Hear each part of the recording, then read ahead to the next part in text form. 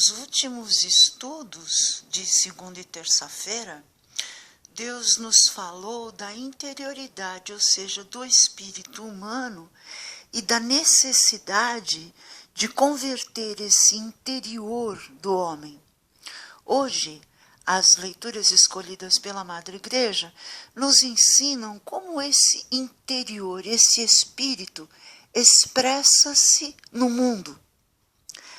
A estética, que é a expressão do belo num pensamento filosófico, é um trabalho. Trabalho, segundo a antropologia, é tudo o que o homem faz. A estética cristã, através da fé, que é o exercício de virtude de hoje, é a única a traduzir conteúdo em forma, espiritualidade em beleza. Ora, aquilo que é bonito aos sentidos nem sempre tem um belo conteúdo, pois esse conteúdo é o espírito. O espírito piedoso, ou seja, ligado a Deus através do nosso consentimento livre. E esse consentimento é que se chama fé. Esse espírito nunca nos abandona, como lemos no Salmo responsorial 138. Em que lugar me ocultarei de vosso espírito? E para onde fugirei de vossa face? Se eu subir até os céus, ali estais. Se eu descer até o abismo, estais presente. Se a aurora me emprestar as suas asas, para eu voar e habitar no fim dos mares, mesmo lá vai me guiar a vossa mão e segurar-me com firmeza a vossa destra. Ou seja, Deus está junto conosco com o espírito de fé que nós teremos, né? Guiar pela mão é uma força que gera trabalho. E todo trabalho é poiesis e tem algo de belo, de estético. Portanto, é preciso acolher a palavra de Deus para que o espírito humano, ao revelar a glória de Deus, participe com Deus da natureza do belo. Todas as coisas criadas por Deus são belas, como, por exemplo, a natureza e as boas construções humanas. Em Paulo, na primeira carta aos Tessalonicenses, versículo 13, ele diz: por isso agradecemos a Deus sem cessar, por vós terdes acolhido a pregação da palavra de Deus, não como palavra humana, mas como aquilo que de fato é, palavra de Deus, que está produzindo efeito em vós, que abraçastes a fé. Se fosse a palavra de Deus uma palavra apenas humana, implicaria como efeito uma exterioridade humana, algo estéril. E humano puramente, que avalia a estética não como área do pensamento, mas puramente como enfeite externo. É o chamado senso comum, que não produz conhecimento. A prova é a dura crítica de Jesus no Evangelho de hoje, em Mateus, capítulos 27 e 28. Ele diz: ai de vocês, doutores da lei e fariseus hipócritas! Vocês são como sepulcros caiados.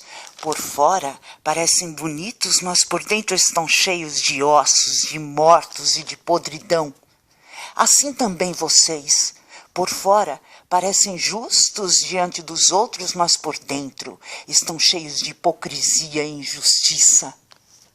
Então, Jesus critica o belo estéril, a cosmetologia retórica e sem as articulações do pensamento divino.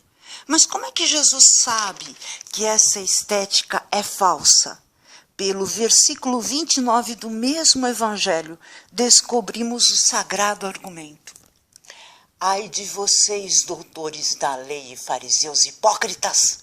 Vocês constroem sepulcros para os profetas e enfeitam os túmulos dos justos e dizem: se tivéssemos vivido no tempo de nossos pais, não teríamos sido cúmplices na morte dos profetas. Com isso, vocês confessam que são filhos daqueles que mataram os profetas. Pois bem, acabem de encher a medida dos pais de vocês. Ou seja, a estética do espírito cristão é beleza humana, e a estética vazia, sem pensamento divino, é morta e mata as pessoas que lhes contrariam os desejos do coração, como fazem com os profetas. Mas o mundo é belo, as modelos são belas, os atores belos, as meninas são belas, os meninos também, e se enfeitam. Como se enfeitar santamente, de modo que esse enfeite não seja sinal de injustiça, mas de paz e misericórdia? A resposta está na primeira leitura, na mesma carta de Paulo aos Tessalônicos, versículo 9. Irmãos, certamente ainda vos lembrais dos nossos trabalhos e fadigas. Trabalhamos dia e noite para não sermos pesados a nenhum de vós. Foi assim que anunciamos o Evangelho de Deus. Vós sois testemunhas, e Deus também, de quão santo, justo e irrepreensível foi o nosso proceder para convosco, os fiéis.